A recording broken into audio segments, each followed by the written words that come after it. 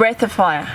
So this is another important foundation tool in Kundalini Yoga. We use it in combination with a lot of postures or just on its own. So it's a powerful breath, mostly powered by the navel again. So you only really want to get going with this breath once you've sort of sunk into comfort with the long deep breathing and really freed up the navel considerably.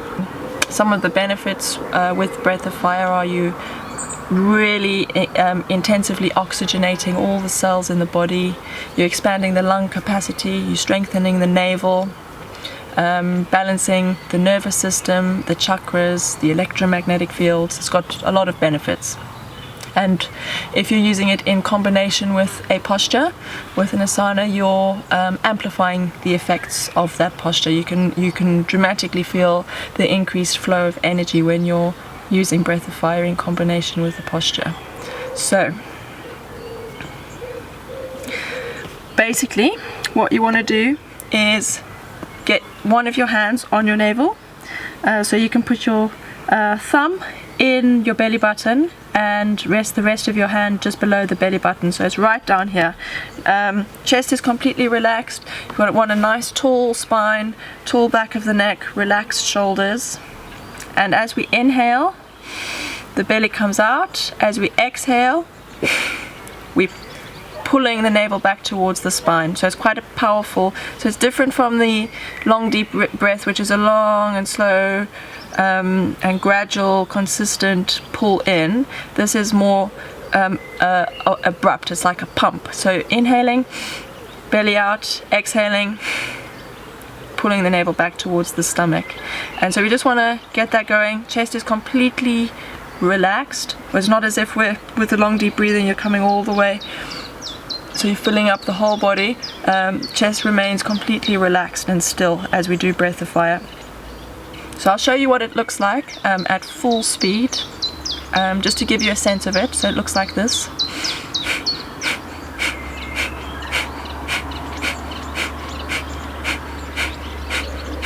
Okay, so it's light and it's quick and it's quite powerful. So you're using the navel to pump the breath.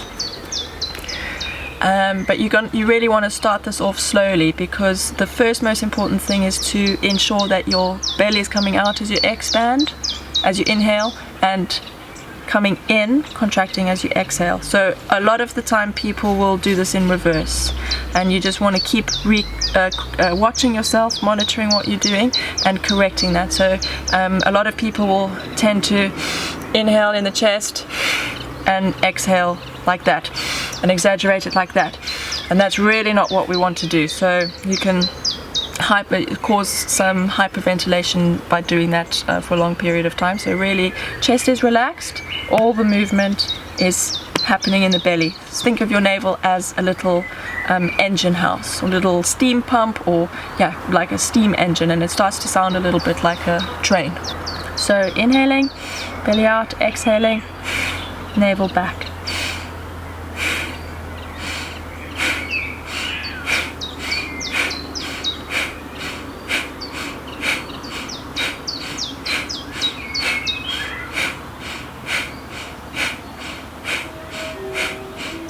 Okay, inhaling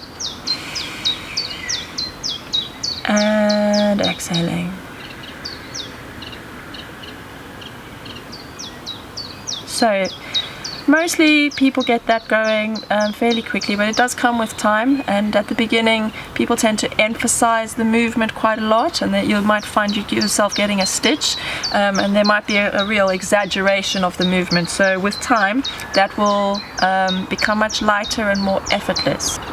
And as you do the breath, you want to just monitor yourself. So it might be that you start off quite well and you're doing everything in the right direction, but then after a minute or so you might have reversed your breath, or you might start exaggerating things a little bit. And when that happens, just start again slowly and build it up, gradually letting it pick up the pace, letting it become lighter and more effortless.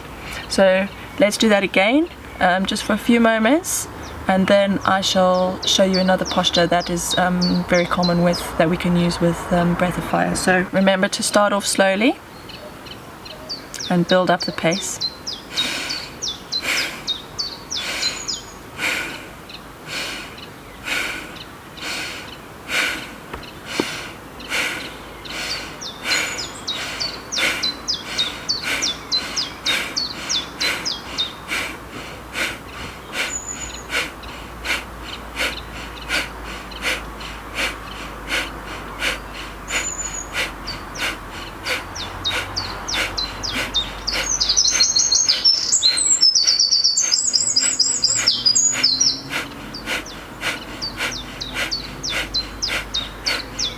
Okay, inhaling, holding the breath for a moment, and exhaling, relaxing, feeling the sensations of the breath in the body, any tingling, any heat. That's just the energy that's been generated, and it will just take a little while for that to find its way to where it needs to go in the body.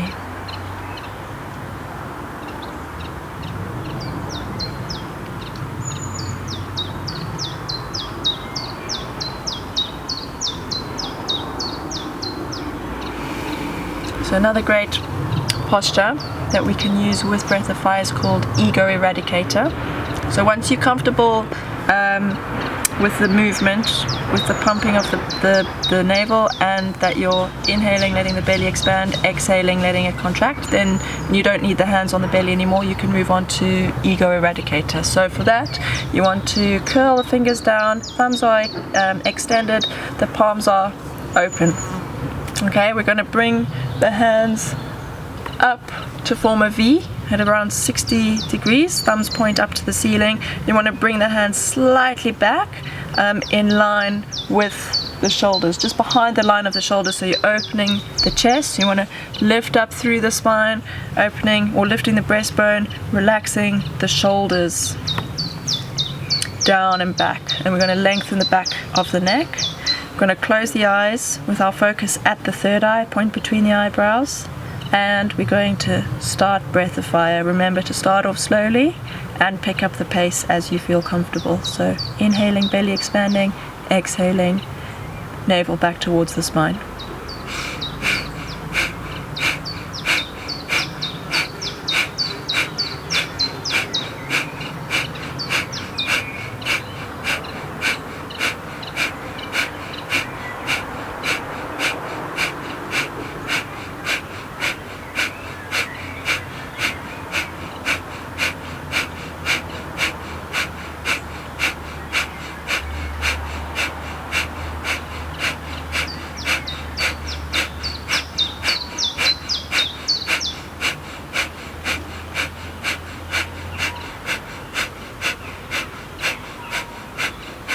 And remember to check that the belly's coming out as you inhale, going back in as you exhale. Just take a moment, assess what you're doing. Is it correct, or do you need to start again, starting off slowly?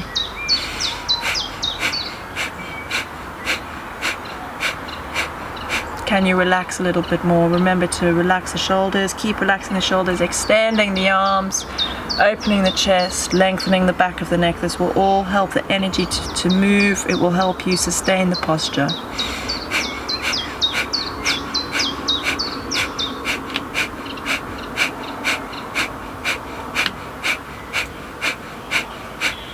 Okay, we're going to inhale, bringing the thumb tips together overhead, extending the fingers out, and we're going to exhale,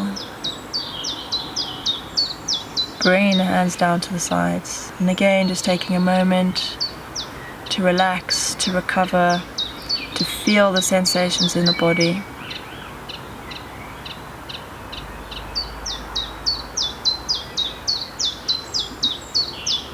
Very powerful breath, very effective, very energizing. And it's also really good for just refocusing the mind and shaking off any strange moods and irritability and so on. Really good for just focusing and energizing yourself. So Breath of Fire really takes time to develop, and don't be hard on yourself. So just give yourself time to develop it with repeated practice, and just keep coming back to it. Remember to keep starting off slowly, building up the pace gradually, and checking that you're doing it correctly as you're in the middle of a posture. And if you're not, correcting yourself and starting again, and keep trying to relax into it. The more and more you can relax, the more and more effortless it can become, and before you know it, you'll be flying.